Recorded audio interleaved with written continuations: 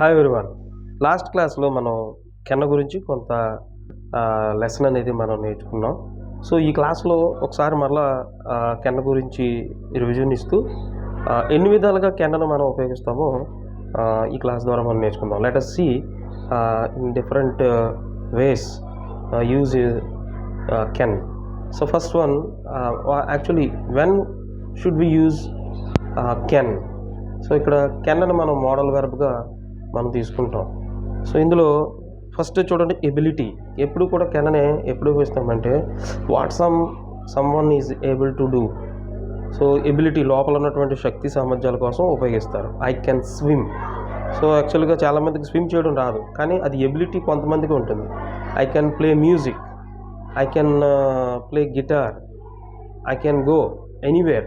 So these are the some abilities we can do. And also కెన్నను మనం permission తీసుకున్నప్పుడు ఉపయోగిస్తాం. Asking or giving permission.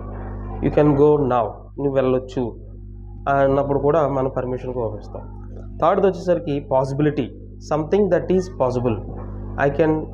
It can rain tonight. Maybe ఈరోజు rain పడవచ్చు అనే possibility, అంటే ఏదైనా కొంచెం సంభవించవచ్చు అనే దాన్ని కూడా కెన్ ఉపయోగిస్తాం.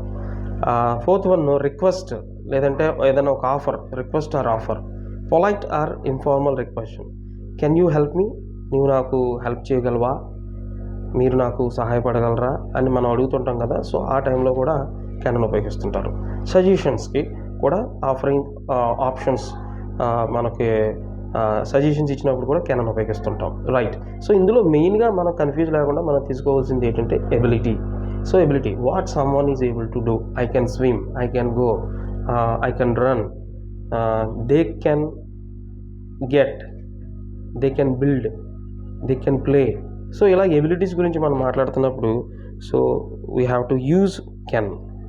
సో అలాగే డిఫరెంట్ సెంటెన్సెస్లో కెన్నని ఏ విధంగా ఉపయోగిస్తారంటే, ఫస్ట్ వచ్చేసరికి డిక్లరేటివ్ లేదా affirmative. So we can say it is an positive sentence. So subject plus can and base verb and rest of sentence means object. So subject వచ్చేసరికి మనం she can sing well. She can sing well, ఆమె పాట బాగా పాడగలదు. Interactive, దీన్నే interactive కింద మనం రాస్తాం. కెన్నని ముందుకు తీసుకెళ్ళి షీని తర్వాతకు రాసినప్పుడు ఇంటరాక్టివ్ సెంటెన్స్ అవుతుందన్నమాట. కెన్ షీ సింగ్ వెల్, ఆమె బాగా పాటలు పాడగలుగుతుందా. నెగిటివ్ వచ్చేసరికి ఇందులో నాట్ అనేది కంపల్సరీ ఉంది. ఏదైతే పాజిటివ్ సెంటెన్స్ ఉందో దీనికి నాట్ పెట్టాలి. షీ కెనాట్, లేదా షీ కెనాట్ సింగ్ వెల్, లేదా షీ కాంట్ సింగ్ వెల్, ఏ విధంగా చెప్పొచ్చు. సో 10 డిక్లరేటివ్ సెంటెన్సెస్ మనం ఎగ్జాంపుల్గా చూస్తే చూడండి, I can speak 3 languages, she can dance beautifully, they can solve this problem easily, we can meet tomorrow at noon, he can drive a car, you can borrow my book, birds can fly in the sky, my brother can cook delicious meals, anyone can join the club, technology can make life easier. These are all the declarative sentence. Declarative sentence means positive sentence. ఈ సెంటెన్సెస్లో not అనేది ఉండదు. ఈ sentence అనేది not అనేది ఉండదు. Next 10 sentences వచ్చేసరికి interactive sentences. Interactive sentence అంటే కంపల్సరీగా ఈ సెంటెన్స్లో కెన్ అనేది ఫస్ట్ రావాలి, లాస్ట్లో క్వశ్చన్ మార్క్ వస్తుంది. జాగ్రత్తగా అబ్జర్వ్ చేయండి. ఫస్ట్ కెన్ ఉంటుంది, లాస్ట్లో క్వశ్చన్ మార్క్ ఉంటుంది. ఈ విధంగా ఉన్నటువంటి సెంటెన్సెస్ని మనం ఇంటరాక్టివ్ సెంటెన్సెస్ అని చెప్తాం. Can you help me with my homework, can she play the guitar, can they come to the party to night, can I open the window.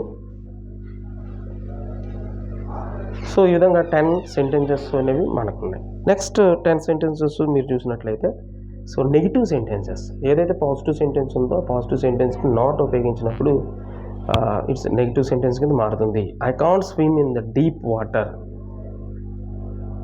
నేను డీప్ వాటర్లో నేను స్విమ్ చేయలేను. She cannot come to school today, ఆమె ఈరోజు స్కూల్కి రాలేదు. They can't find their keys, వాళ్ళు వారి యొక్క తాళపు చెవులను కనుగొనలేకపోయారు. We cannot understand this lesson, మాకు ఈ లెసన్ అర్థం కాలేదు. 5th one, he can't play cricket well, అతడు క్రికెట్ చక్కగా ఆడలేడు. You cannot park your car here, మీరు మీ కారుని ఇక్కడ పార్క్ చేయలేరు. The baby can't walk yet. ఆ చిన్న బేబీ ఇంకా నడవలేదు.